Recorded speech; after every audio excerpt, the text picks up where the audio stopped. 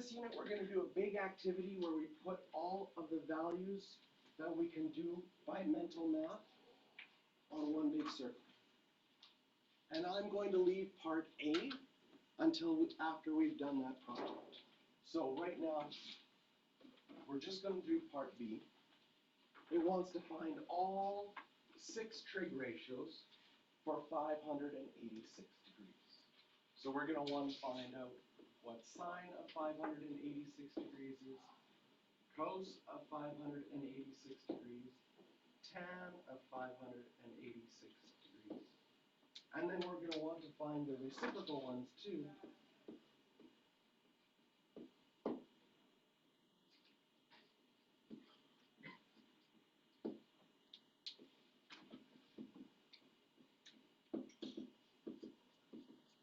And this is a calculator question. So we're going to go to our calculator and just type this in. Now, if you go to your calculator and try this, please, because if you type in sine of 586 and you do not get negative 0.719, you're stuck.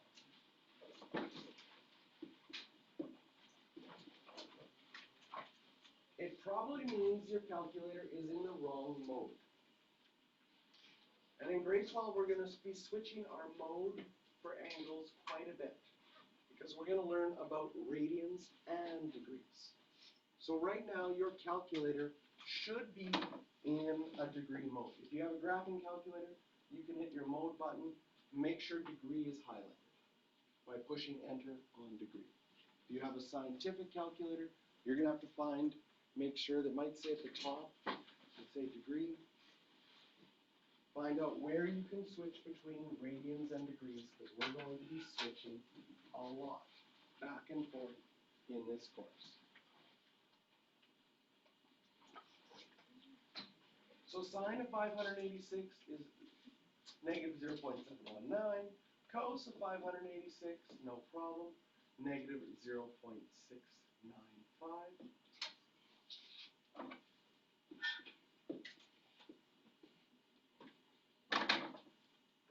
Finally, tan of 586, 1.036.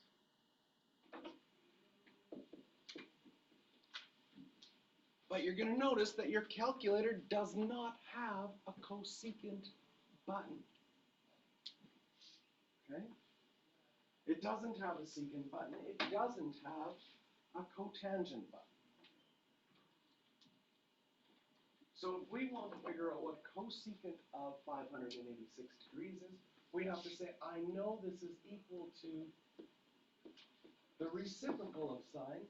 So I would write 1 over sine of 586, and that I can type into my calculator.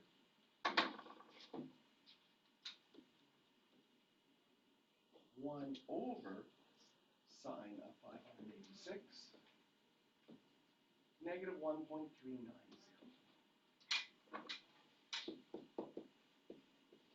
And similarly, secant will be 1 over cos of 586, and cotangent will be 1 over tan of 586.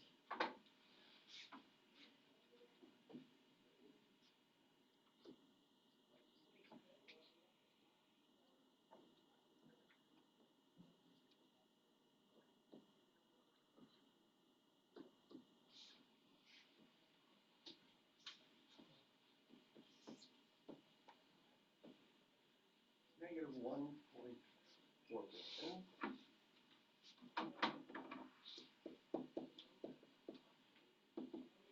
And 0.966.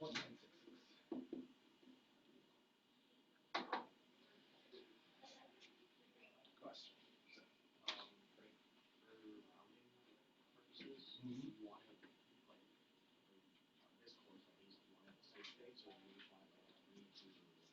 What's going to happen for rounding in this course, obviously, if the question says, this one says to the nearest thousand, so that means we have to go to 3 decimal places. Okay, if it doesn't say they want 3 decimal places, not 3, if you're in physics, not 3 significant figures, always 3 decimal places. Okay? So in rounding, notice the secant one, let's go back to our calculator. Notice how it was 1.4395. That 5 would round this up to a 0, which would round that to a 4. So when rounding that one to 3 decimal places, that's why we got negative 1.440.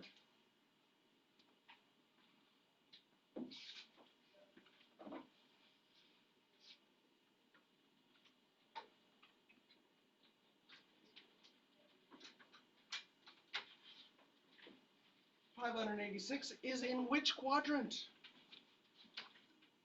Okay, so you can think about going around 586 degrees and trying to figure that out. There's also a hint in these answers. Can you see how these answers that we got tell us it has to be in quadrant 3? Okay, I mean, I could subtract 360 degrees and get 226 degrees and say that's past 180 but less than 270, so it's in quadrant 3. So I could use coterminal angles to figure it out, it's quadrant 3. But can you see the cast rule shows up in this question? In this question, if I think about the cast rule, I need sine to be negative, cos to be negative, and tan to be positive. That only happens in quadrant 3.